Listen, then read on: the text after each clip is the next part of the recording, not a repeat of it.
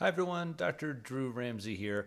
I wanted to take a moment and celebrate a few of the beverages that have helped me not drink alcohol for the last year. About a year ago, I just stopped drinking alcohol. I realized it wasn't really in line with my goals. It was affecting my mood and my anxiety. Maybe you resonate with that and know what I'm talking about. I'd advise patients over the years to help them stop drinking all kinds of different techniques and ways, but one that I realized is really important, and it comes from nutritional psychiatry, is thinking about simple swaps. Anytime there's something in our life and we find ourselves eating or drinking a lot of it, we want to think, how do we swap that out for something that is healthier for our brain? It's a fundamental tool of nutritional psychiatry. And so I wanted to share with you some of the beverages that have really helped me over the last year not drink any alcohol. So let's talk about some options, because it gets to be usually for people like 4 or 5 o'clock, 6 o'clock, you're looking for that drink to kind of celebrate or reward yourself, and you need to have some good alternatives. So let's go over some of them. Here's the basics. Starting out, it would be flavored seltzers. Now, I was already drinking a lot of these, as a lot of people are, whether that's just a flavored seltzer that has some flavors in there, or whether they're little splashes of juice like these Spindrift. I really like the grapefruit. And boy, I've consumed hundreds of these in the past year instead of alcohol. So it's just 17 calories. It's a little splash of juice. I get that sweetness, get that fizz. And I find that combo is often what people are missing, right? You've got to have some fizz, something that's fun, something that gives you a little reward. So flavored seltzers, whether there's a little juice in there or they just don't have any calories, those are the kind of basics. And I have a variety of those in my fridge, along with just plain seltzer and plain water. All right, let's move into the next category, which would be the kombuchas. Now, kombucha is a fermented beverage, and so you're already getting some brain foodie points in terms of eating more live fermented foods. We know that's a huge part of nutritional psychiatry. We've got lots of other videos and information on that.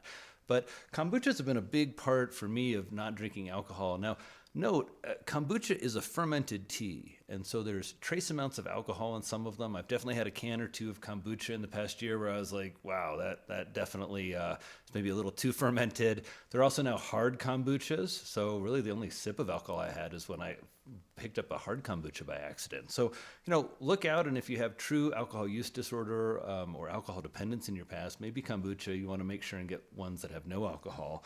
I wanted to highlight a couple. This one has been special to me, this Citra kombucha, because what I was consuming alcohol-wise was IPAs. The hops really kind of appealed to me, and I'd find that there could be lots of alcohol around me. If there wasn't an IPA, I really wouldn't have it. And so finding a hopped kombucha for me was really helpful, just in the sense of getting those hop flavors.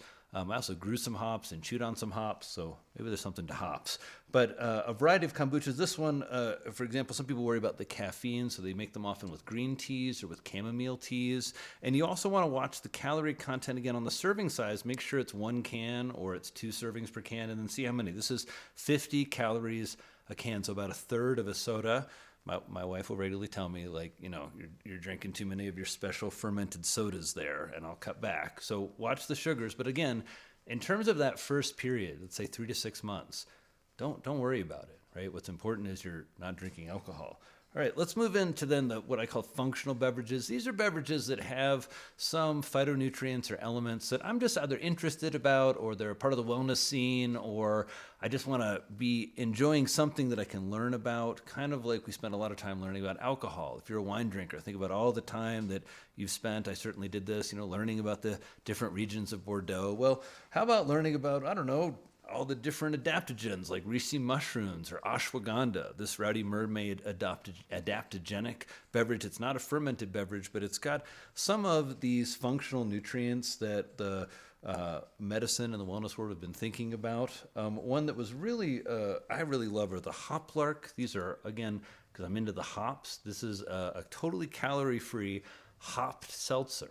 And so hops are this really wonderful vine. I've grown them on the farm, actually, here in Wyoming. Randomly, there's a hop plant growing behind my garage through the cracks in the cement, which felt like a real blessing. So hops are just really fascinating. They're filled with all these really interesting phytonutrients. Probably a video for another time, but just in terms of if you're looking for a variety of beverages, these new functional beverages filled with all kinds of other nootropics or phytonutrients really, really can be interesting and mostly delicious. And then lastly, all of my herbal teas. Boy, I've always been a big tea drinker, whether it's a holy basil tea that I love during the day, non-caffeinated, whether it's a classic chai. One of my favorites, this is a really nice Earl Grey.